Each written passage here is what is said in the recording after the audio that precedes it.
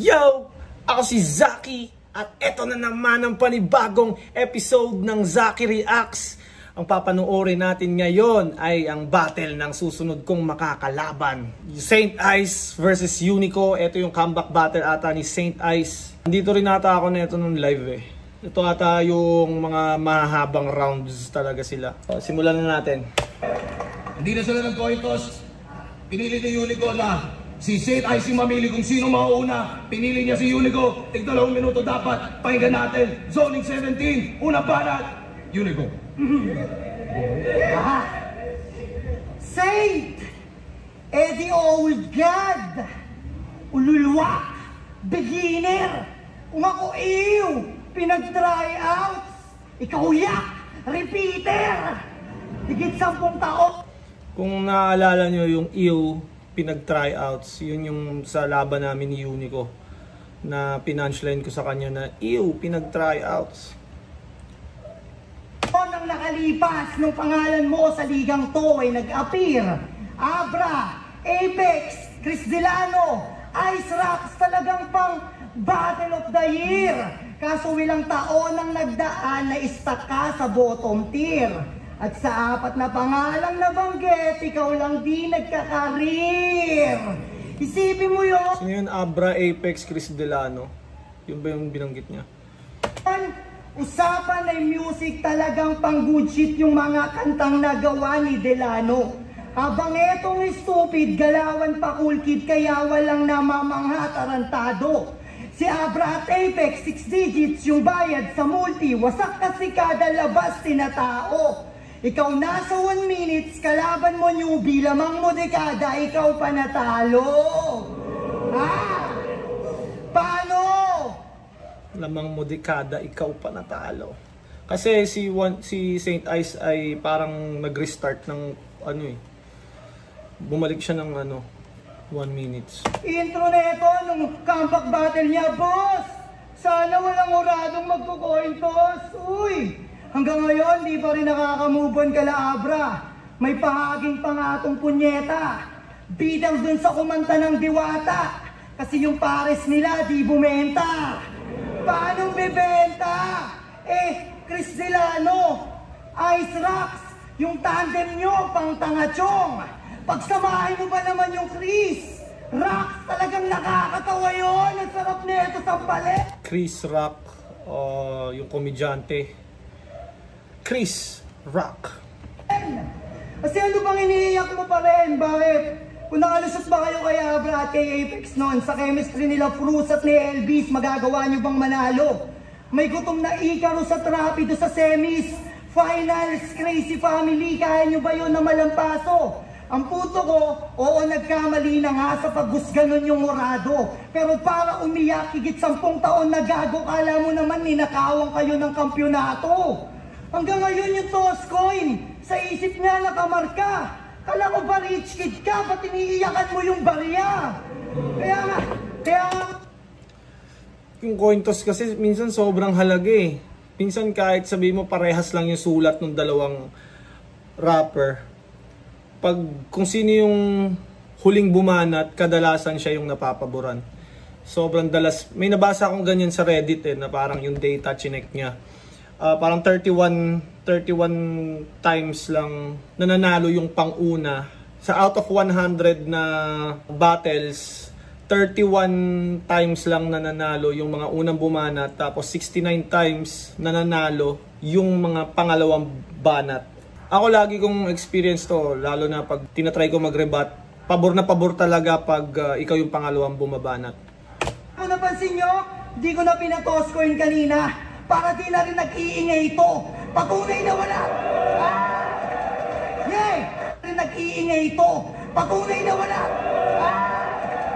Yay! Kaya nga di ko na pinatoss coin kanina. Para di na rin nag-iingay ito. Patunay na wala akong pakialam sa barya o lagi binibigay ko. Ikaw na pinapik ng una sa atin bilang party, dako na nga din. Total di na kailangan pa ng toss kasi bibingo ka na sa akin. Ako, Ganadong ganado si Unico dito, no? Gusto bumawi. dapat sumuko ka na nga lang. Wala kang palag sa labang ko. At kagaya ng nakasanayan, hagis nyo na yung puting bimbo sa santo. Galingan mo. Kasi kung hindi, ako'y malabo na tumingala. Pakita mo ngayon sa mga tao na santo ka nga. Sige, talunin mo ako, gumawa ka ng himala. Galing. Anyways, gusto ko pala i-shout out ang aking cup, Papa Kels. Basta Papa Kels pangalan ng brand. Papa Kels Clothing. Napakaganda ng cup. At Floodway Hustlers naman para sa aking blue t-shirt. Hindi ko mapakita yung design dahil nasa bandang ibaba. Pero napaka-pogi ko. Kita nyo naman. Supportahan yung mga Papa Kels Floodway Hustlers.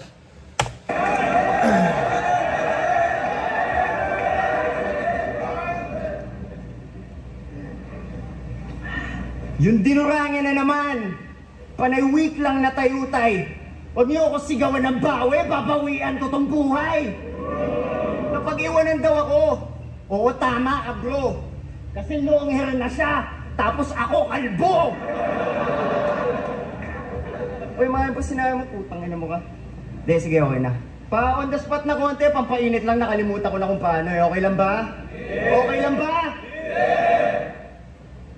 Hindi ka halata. Ina-add mo pa ako sa FB, men. Nung tapos ka na magsulat, kinancel mo yung friend request, hindi ka obvious. Pwede kang spy. Spying kita dyan eh.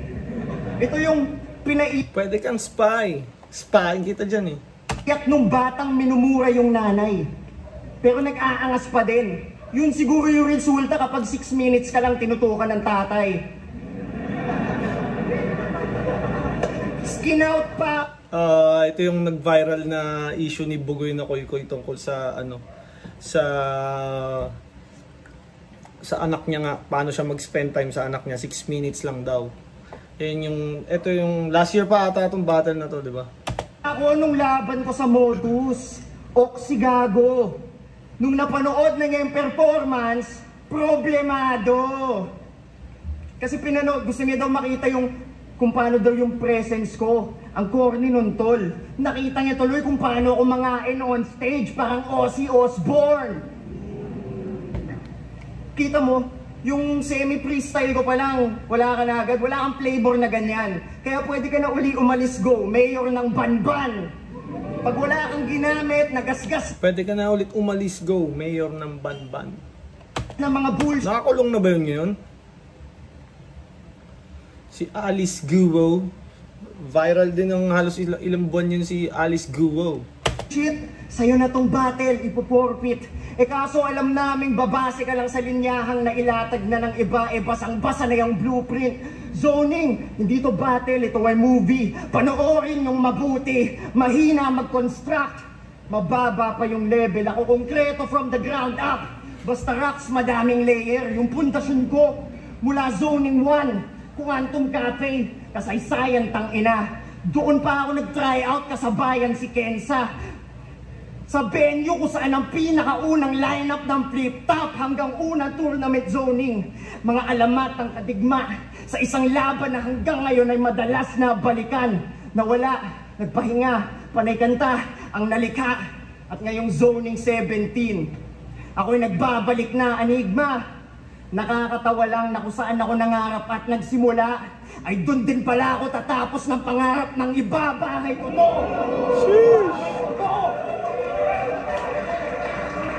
At binok tayo sa zoning para paalala sa'yo kung saan ba lugar mo. Di ba bago mag-construct, inaalayan yung santo? B-side game? Rest in peace, B-side. Pero ang ganda ng boses mo, men. Yung voice ngan, pang curse one.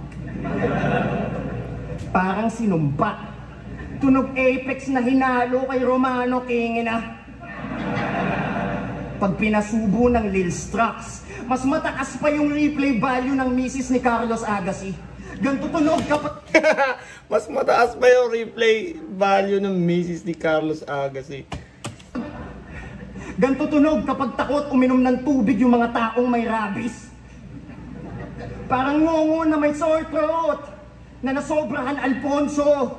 Subukan mo mag-Solmiox, tas mumug ka ng Zonrox, baka luminis naman flow mo. Flow mo, Sonrox, Alfonso. Respect! Yan ang bagay na di mo magiget. Kasi ikaw ay fake pecs, parang sintol sa chest mula gupit. Maging cadence, yung bars lang di kinaya nagayahin pa. Ginampanan na budget apex, galawang dali-dali nga. Pero para kayong Pokemon no? Luxartis, Unico, Final Form, Apex. Ikakahon ko tong Pokemon na para bang graded. Para tumaas yung palo ng stats, kinailangan ng teacher na galing sa Leyte. Panghalimaw lang naman rounds niyan kapag kahawak ng trainer, tots. Pero wag kayo. Ang kaniyang wordplay, pang mataas na isipan. Bird brains. Kasi ginagamit mo pa din yung choke at saka choke. Chong! Ilang taon na yun bulok. Panis na yung chok mo, kaya yung mga sulat mo durog. Sa kada performance ko, pang once in a lifetime. Sa lahat ng verse mo, may narinig na kami dati na punchline na exposed to kay C9. Akala ko ba wordplay ang weapon niya? Malaman-laman ko nanghihingi ka ng linya, weirdo ka. Namali mo sa 9 nang ipupunto kay negatibo kasi 0-0 na, tol. Yung ibang artist may ghostwriter. Negatibo, 0-0 na. Kasi magaling sila na lumapat sa beat. Tas ikaw, a cappella battler, nagpapasulat legit. Di sa ano pero sa pagkakaalam ko yun na lang yung trabaho mo, bitch. Baka naman gusto mo pang ibang tao mag-spit. Kaya pala... Nagpapasulat ka, di sa pag-ano yun na lang yung trabaho mo, bitch. Baka naman gusto mo, iba pa mag-spit. In-outsource yung battle, pinatrabaho sa iba. Ang corny mag-rap, kasi yung ghostwriter niyang may pares, inonsihan siya. Itong lagi nagre-reklamo sa TF kasi datong ay short na. Di ba't di ka nalang mag-streamer sa Bayroni, maknak, mag-ingat ka sa mga angle mo. Kasi yung minsang inakala nating pinagpala sa kiliti ng tagumpay, ayun pala ay pala sa sarili natin na hukay. Kasi kung paano mo ipinta ang ibang tao'y refleksyon ng sarili mo na kulay. Pero sige, piliin mo yung mga bunga na madali na pitasin. Hanggang maubos na't matuklasan yung mas matataas, hindi mo kayang abutin, aning. Nandito ako para sa ubusan ng letra, hindi desperado para umarkal parepa. Lahat ng sakin nag-below the belt. Napuwatan Pereira, welcome to Mortal Kombat. Below the ano? Para umarkal parepa. Lahat ng sakin nag-below the belt. Napuwatan Pereira, welcome to Mortal Kombat. Lahat ng sa akin nag-below the belt na Powatan Pereira. Kilala ko si Alex Pereira. Hindi ko lang gets yung reference dun sa nag-below the belt. Si Sean Strickland ba? Hindi ko gets. Kung sino mang mas MMA fan or gets yun. Hindi ko na gets yun. It's your destiny. Wrestling, capoeira, moves ko, Eddie G, Y2J sa mic, Stone Cold Energy, sumulat ka sa rock, Tombstone, rest in peace. Malamuay tay, aking target ay si Nico. Grabe pagbabanat. Halos di kayo makakapaniwala sa nakita, para bang mirage lang. First round pa lang, tol! Bakibak na agad! Madali ma-outklase kasi classless to. Delay yung appear Kasi classless. Tol! Bakibak na agad! Madali ma-outklase kasi classless to. Dede, nalala ko bigla. Huwag ka masyadong makulit. Sabi niya kailangan ng mirakulo para maging saint. Nararamdaman na ni Unico na ang haba na, mag-6 na minuto na. Tama ka nga pre, binuhay ko yung patay para patayin ko lang ulit. Paisangan mo? Hindi, sige okay na. Madali lang ma-outklase kasi classless to. Ngayon mag-spit ka na makita nila tama lahat ng mga sinabi ko. Tang ina mo, Unico. Diba? Okay lang ina. Sumingit pa yung abnoy. Papansin ka masyado kanina, talo ka tuloy. 5-0 bobo. Ang ina. Tapos, sisingit ka ba? Singit ka ulit. Okay lang ina ma. Go! Yun din ang problema pag niyaya ka na, uy, spit ka naman sa ano ko. Round ko, may sasabihin kang ganyan, tapos pwede kang ma-diss din ng kalaban. Yo! Tapos kanina, final form daw si Apex, kanya pang in-involve. Panibasa ang ina mo, mukha kang bugoy na koy-koy na hindi pa nag-i-evolve. Gago. O diba? Puro selfie-verse lang. Wala naman nagbago dito, wak pa din yung mga bara niya. Kung gaano ka bobo dati, ganun pa rin mismo, wag mo nga kaming tinatanga. Ang dapat palitan mo yung estilo, hindi yung pangalan na dinadala. Ang tingin ko sa'yo, Nico, na walang potensyal maging akata. O baka, tirahin mo rin yung sinabi kong ako'y magre-retiro. Well, totoo naman. Kasi feeling ko, di na ako ganun ka-epektibo. Pakiramdam ko ang babadoy ng mga wordplay na nilalapag ko dito. Hanggang sa narinig ko na lang na winordplay mo yung pendeho sa diho, tangina mo! Wordplay Unico! Panis yung parking, wala na, finish na. Panis yung parking, tangina. Tinigil-tigilan ko yung ginamit ni Unico yung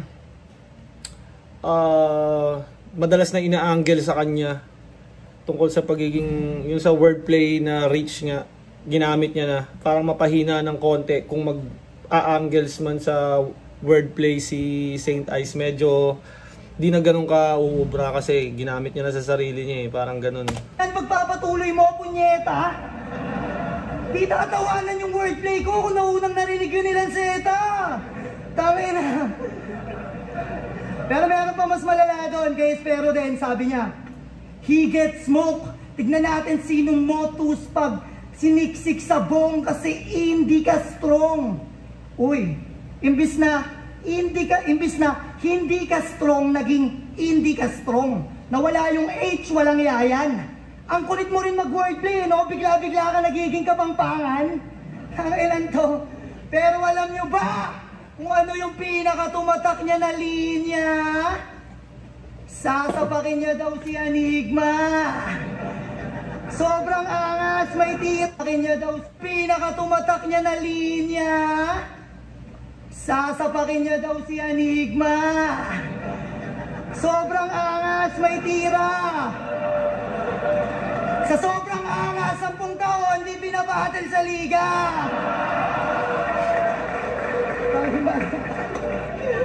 Kaya nag-MMA na lang muna siya. Doon siya nakipagtagisan, walang sawa na praktisan, talagang yung hataw, itinodo. Huling laban daw neto, di man lang daw siya pinagpawisan. Paano 6 na segundo pa lang, knockout na si Bobo. Ang galing mo po pala. 6 seconds, na-knockout siya sa loob ng 6 seconds. Itinodo. Huling laban daw neto, di man lang daw siya pinagpawisan. Paano 6 na segundo pa lang, knockout na si Bobo. Ang galing mo po pala, sir. Iba din yung pagkaubog. Batak na MMA fighter, literal. Sa ring na natutulog. Sabi, batak na MMA fighter, sa ring na natutulog. Parang kumbaga sa mga basketball player, diba? Sa court na natutulog yan. Parang another term for sobrang sipag sa sport na yun.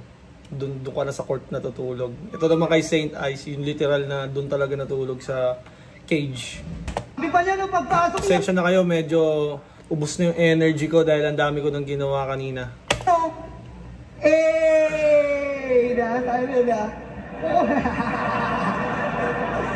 Kukunin daw yung belt kapag sumalang. Pagpasok sa ring, 6 na segundo pa lang nanginginig na't kumagapang. Magdadahilan pa yan na kesyo, naunahan lang daw ng kalaban. Ulul ang sabihin mo, ang nauna sa'yo kayabangan.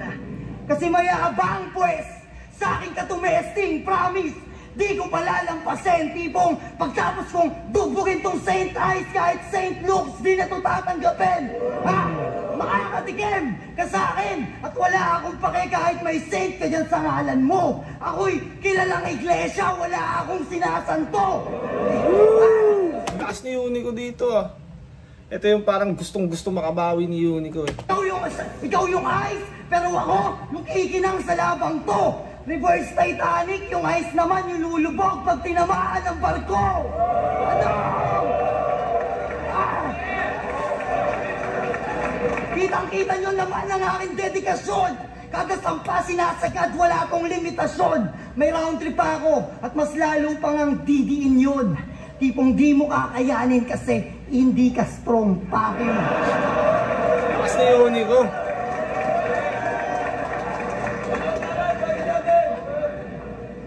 Gumaling ng 1% ha, yung mga linya medyo intricate. Gumaling ng 1%. Puta na, nagpakahirap si Unico. Naggumalang gano'n, no? Ah! Ah! Ah! Tapos 1% lang pala yung ginaling. Kaso tol, konti lang views nun, pero panoorin nyo, maganda yun. Yung buong MMA angle niya, yung mga linya galing kay Ultimate, putang ina, mababadibag ka din. Promise, puta nagpapag-ghost right, nagnanakaw ng linya, kadiri, Diyos ko. O iglesia ka mamaya, lulunukin mo yung sarili mong dugo. Tsaka, yung sinasabi mo tungkol sa, ano yun pare, na knockout daw sa laban, hindi ko po maalala. Napakabobo, Diyos! Andun pala ako sa Gedli. Hindi ka po maalala. Napakabobo, Diyos ko! Paano ko papanoorin yun? Hindi ko napanood yun, nakatulog ako. Parehas na silang, kumbaga, ina-accept yung mga angle na binabato sa kanila. Para si Unico kanina, parang inamin niyang wordplay Unico, parang nilait niya na rin yung sarili niyang wordplay. Ito naman, parang in-accept niya rin na, paano ko malalaman yun? Tulog nga ako, parang ganun. Para hindi magmukhang extreme yung angulo, parang tatanggapin mo lang siya ng malugod. Kapag sinabing GL, Parang nakaka-diffuse din yung, ano, ng momentum yung ganun eh. Parang pag hindi mo kinontra yung angle, parang sinakyan mo lang din. yung nagtawag na old gods. Kapag sinabing Looney, isa sa mga GOAT yan. Kapag sinabing Sinyo, hari yan ng jokes man.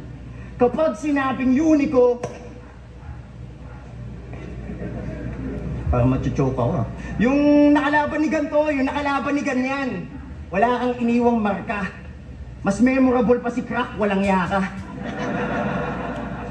Kasi yung mga top tier, hinahangaan. Yung mga shit tier, tinatawanan. Yung mga permanenteng mid tier, hindi maaalala. Permanenteng mid-tier, hindi maaalala. No? Sino ba yung mga mid-tier na since noon pa, magbigay nga kayo ng example ng mid-tier na hindi nakatawid ng top. Marami yan, marami. Hindi naman lahat talaga nakakatawid. Sino ba yung mga yun na mga hindi na daw natatandaan? Natatandaan nyo pa ba? I-comment nyo nga kung sino yung mga mid-tier na yun. At kung hindi pa kayo nakasubscribe, syempre mag-subscribe kayo. Mr. nakalaban ni ganito, nakalaban ni ganyan, tinalo ni GL at ni Penpluma itong MC na disappointment. Yung dalawang yun, naging ka-group niya. If you can't beat them, join them. Si JM, nakakambal mo, nagpalakas sa platforms itong laging dikit sa matataas na tao habang alas 4, imbis nakatikim ng sikat ay nasemento sa nakas na shadow. Mga punches ko, malaman ni Pacquiao ng kasagsagan. Kaisa-isa niyang linya nag-hit.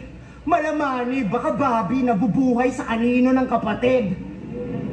Tinawag pa si GL na stereotype. Kasi di ba stereotypical talaga na hip-hop yo-yo si GL pag nakita niyo. Palakpakan naman. Sobrang bobo nun. Lalo't nang galing sa'yo, saksakan pagka-monotone. Pero nung una ka lumabas, kuhang-kuha mo yung formula, tol. Talagang tumpok. Kaso lang, pakinggan nyo to, ang meta ay pinabangong termino para sa salitang uso. At ang life cycle ng mga uso, hindi lumalagpas ng kalahating taon. Yung mga dating inakala nating mga style pambaon, pagdating sa big stage, ginagawang patapon at alam kong alam nyo na ang daming ganun. Fraud check. Na-experience ko din.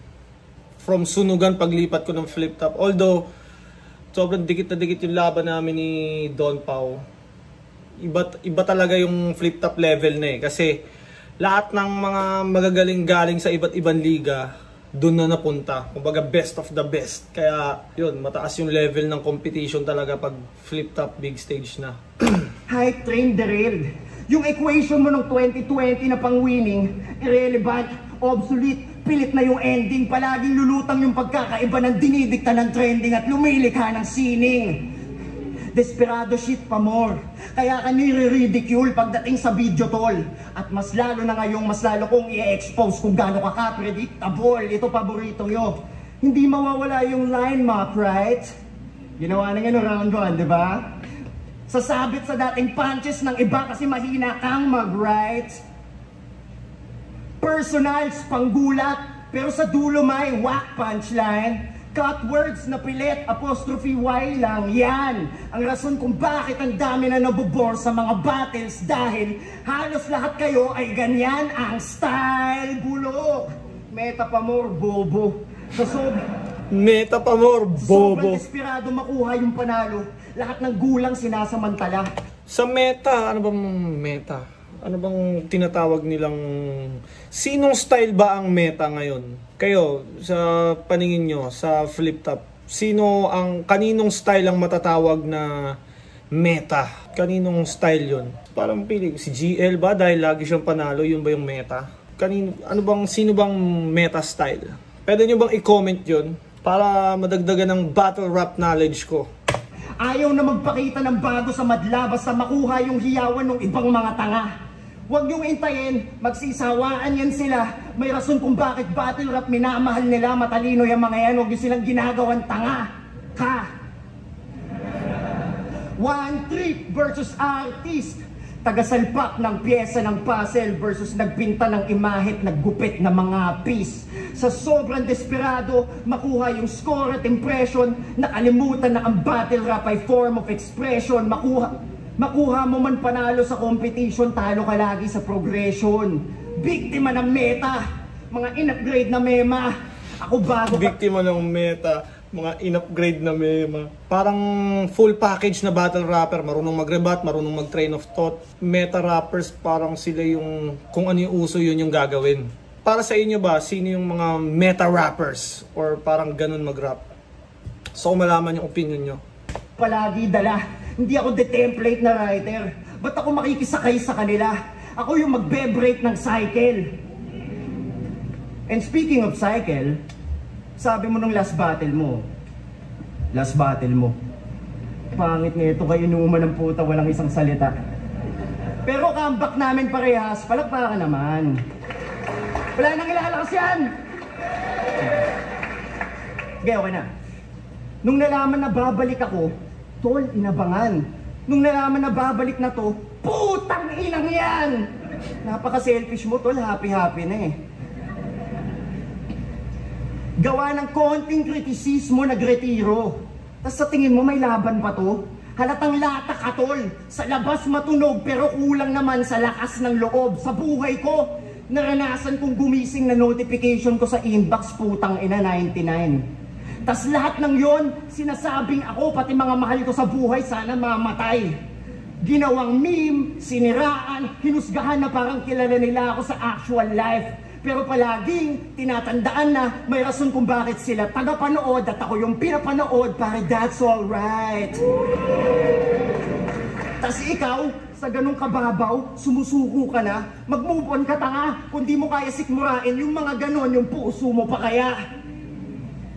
Bago ka magpaka-little bitch, tandaan mo tong linyang ito. 5 minutes na. Kung pinagdaanan mo yung pinagdaanan ko neto lang bago battle natin, malumang may ginugupit na nalubid sa kisame nyo, pero nandito ako. Gusto ko pakita sa anak ko na lahat kaya ma-overcome. Ano papakita mo sa anak mo? Konting hirap lang, game over na. Sana bago ka magpakamatay sa pamamagitan ng 16th floor diving, tol, maghanap ka muna na sign. Tas katabi mo billboard ng Nike. Just do it. Wag. Mali. Hindi ko gusto yun. Na ano lang yun, nadala lang na emosyon. Hindi ko gusto sabihin yun. Yung mga suicidal thoughts mo, hindi to dapat comedic. Yan yung mga bagay na hindi dapat nilalagay sa writtens bilang tripping at gimmick. Sa susunod na umaaligid yung madidilim mo na feelings, i-reach mo tong digits. 0917-0821-33555. Yun ang hotline ng Greenwich. Pakamatay ka na lang! Akala ko hotline ng mga Pero tinanggap tulong sa mga may mental health problem or mga nagkaka-suicidal thoughts nga. Yung pala Greenwich. So naman tong battle na to, pare-parehas lang yan. Kung di mo kinaya hinaing ng mga tao nung ikaw daw dapat na panalo, abangan mo mangyayari sa'yo gago ngayon ni kay mas klaro na natalo at mas lalong nalampaso. Mas pipiliin ko matalo, katulad na sinabi niya, na pinakita buong tapang kesa sa buhay ay matalo kasi hindi na lumalaban. Tangina mo ulit, Unico. 6 minutes and 45 seconds. Durog si Unico. Malakas sana yung round 2 ni Unico, kaso nakalimutan ko na yung mga sinabi niya sa haba ng mga sinabi ni Saint Ice. Grabing rounds yun. Pero pag non-tournament naman, pwede talaga yun eh. Pero pag almost 7 minutes, tangay na durog ka talaga dun. Okay naman sana. Ay, sorry na. Okay naman sana yung mahabang setup na selfie bars, wala dong problema. Kaso yung Nike, tapos naghahanap ng sign, kinuha mo lang yun sa Facebook, di ba? Ganun ba yung meta?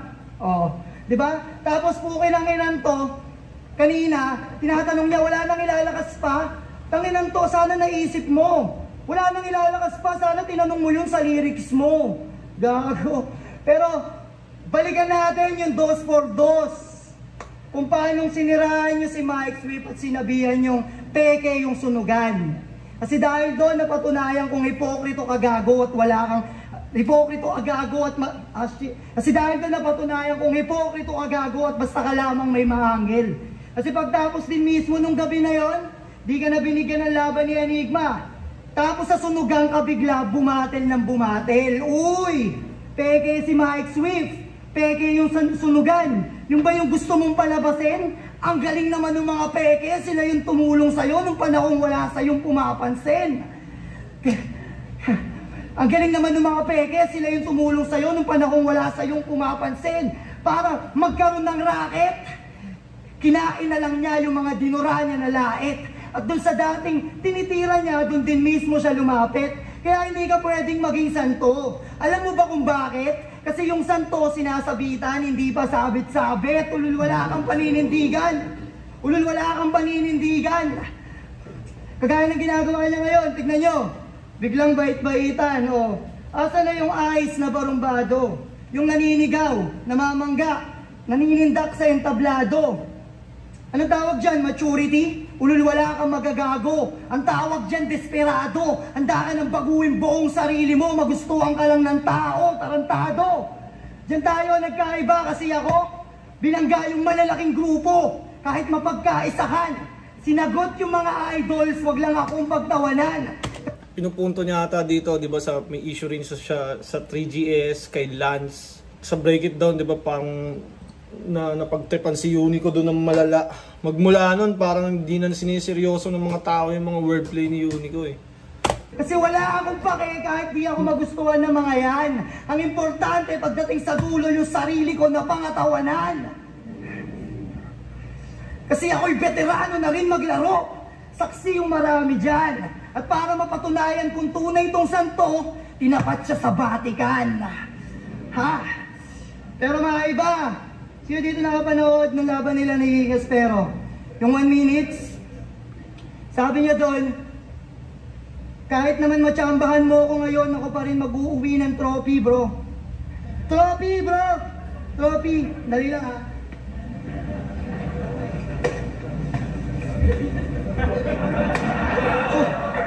Sukat mo nga ito sa balakang mo kung kasya, ayop ka. Pero wala naman doon nakakabagta ka.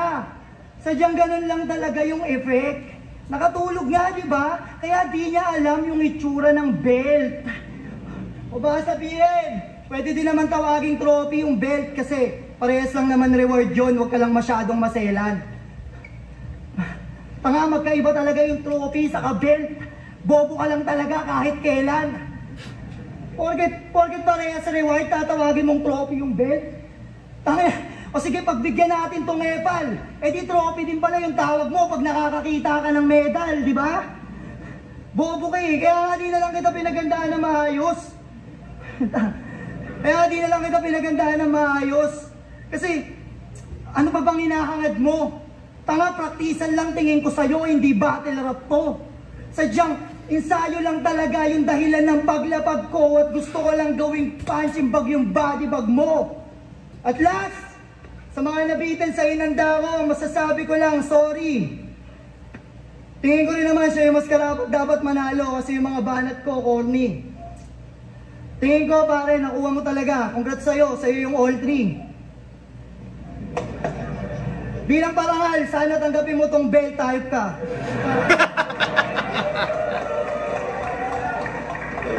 Banat, pahinga natin. Huwag mo ibigay sa akin yung panalo. Sabi mo nga bumait na ako. Mas mabait ka pa rin, gago. Binigyan mo ako libre na panalo. Bilang regalo. Hindi pa din, tanginang yun ha. Parang gago. Talagang hindi na kita angasan dito. Nakita ko naman hindi mo kaya yung game pag malaro mano-mano. Upal ka ba? Hindi mo ako matatalo kahit pagtulakan mo pa.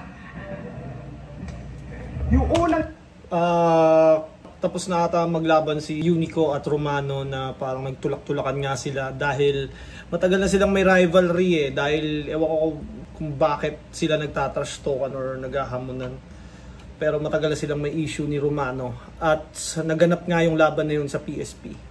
Ang dalawang round, sabi ko panoorin yung mabuti, putang ina niya talaga. Yung unang dalawang round, mula 8 anggulo pagka-project nito.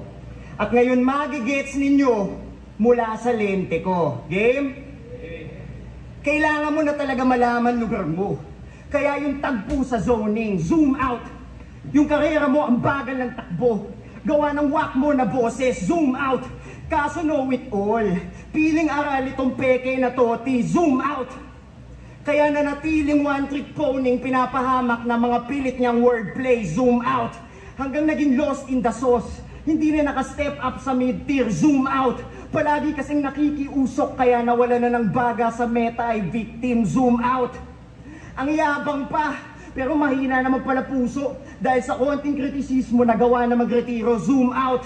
At lahat yan ay resulta ng maingay na bibig mo at makitid na isip mo at mahina na dibdib mo, zoom out. Tatanga-tanga, malamang nagtataka ka pa. But my theatrics dineliver. Zinoom out ko ng zinoom out yung mga anggulo kanina para makita mo yung bigger picture, para makita mo mga mali mo. Imbis nag-aangas palagi, para makita mo Ang haba nun. Yung zoom out angle na yun para sa bigger picture. Maganda yung punto pero ang haba. yung mga reason kung ba't sinasantabi ka, pre, para makita mo nakalayo ka pa sana. Kung nakinig ka lang sa akin, para makita mo pagkakaiba ng panalo tsaka talo, mapabattle, mapabuhay, yun ang pagkakaiba natin. Sana kita mo na. Sana kita mo na, tol, concerned ako sa'yo. Kasi hibang lang ang paulit-ulit tas nag-e-expect ng pagbabago. Lahat ng angle magkakonek sa kung bakit di ka makakonek sa mga tao. Ano kala mo talaga? Gasgas angles mga baon ko? Asa ka pa tanga? Ginagawa ko nga lang one-liner pagkatao mo. Iisa ang storya nung 3 act. At ito'y talambuhay ng bitch. Hindi yun nakita sa pag-program. Ako nagsulat ng script. Sinabi ko na mula round 1. Panoorin nyo tong movie now showing. Paalam Unico, ito ang huling na viewing. Shoutout do kay kuya na nakasando. Na pag ganun react niya, nakita niya si Unico dito rin na Rambo. Kitang-kita, evidence. Ano talaga ni Saint Ice yun, no? May mga ganong freestyle si Saint Ice. Parang yun nga daw yung nagpanalo sa kanya versus Jonas eh. Shoutout do kay kuya na nakasando. Na pag ganun react niya, nakita niya si Unico dito rin na Rambo. Kitang-kita, ebidensya ng pagka-fake niya. May duda pa ba? Kita niyo naman sa film, kada round, kuha ko na. Pagkatapos mong madali, magsaslide ka pa retirement, di ka na makaka-atras. Dinirect ko lang karera mo pare, para maganda palabas. Mag-focus ka na lang sa trabaho, hindi ka na nababagay na mag-rap promise. Lalo't napunit ko na papel mo, ilalagay kita sa box office. Ito'y butterfly effect ng kanyang buhay na overweight. Yung panay meta, walang metamorphosis. Kaya, saan ka kumuha ng apog, pumuna ng tao na sumubok maging greater? Lahat mo pa pagkatalo ko, di ba? Eh kung sa loob-loob mong putang ina mo ka, alam mo may puso ka ng quitter. Eh tayo pa! Round 1, outclass sa pen game. Bago ba ito, Round iteret. Ako, diba? Eh kung sa loob-loob mong putang ina mo ka, alam mo may puso ka ng Twitter. Tayo pa! Round 1, outclass sa pen game. Round 2, expose yung gameplay. Round 3, pang Academy Awards na. Ganyan dapat nyong i-expect pag St. Ice Rocks. Complete action, comedy at drama. Wala na. Lahat sila ay witness na panay ka lang BS at yung sa akin ay all true. Pinakitaan ka ng clinic and I did it with a sickness. Mga ngailangan ng docu.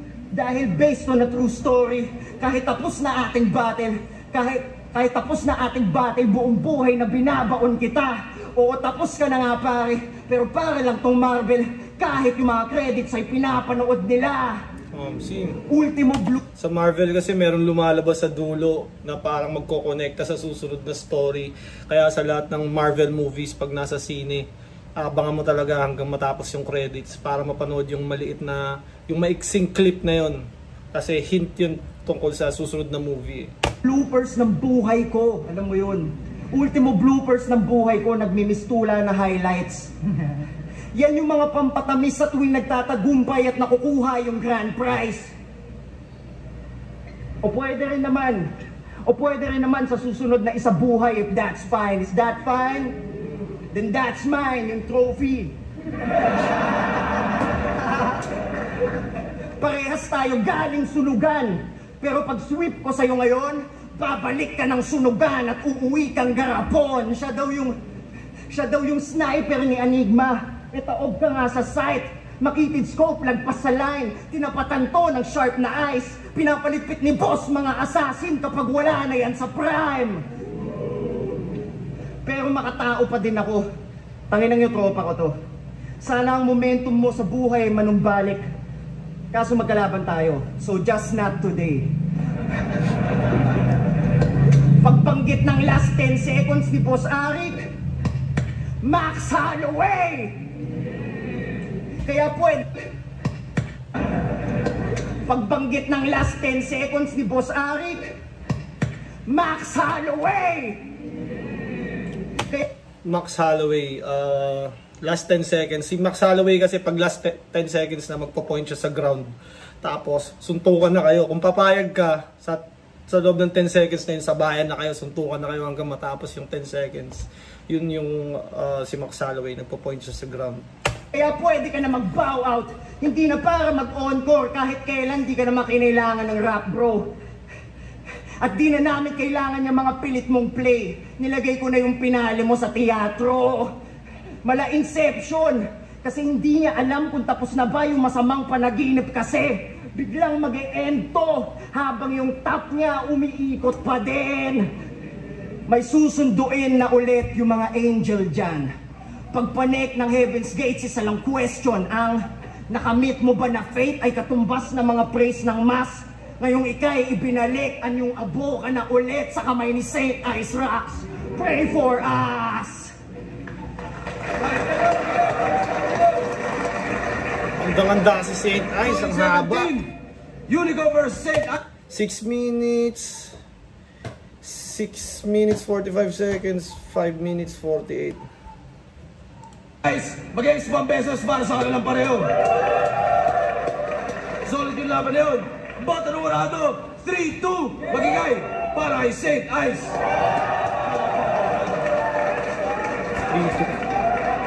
Gusto ko yung round 2 ni Unico. Pero para kasing makakalimutan mo yung mga sinabi niya sa sobrang haba na sinabi ni St. Ice. Hindi ko na matandaan mga sinabi ni Unico. Pero yun, hindi ko alam kung kailan kami maglalaban ni St. Ice. June ata. Kaya hindi pa ako masyadong wala pa ako sa mood maging battle mode. Medyo nanonood-nood pa lang ako ng mga Anyways, shoutout sa Papa Kel's Clothing, Floodway Hustlers, Baby Jack Apparel. Subscribe kayo sa channel ko. Paalam.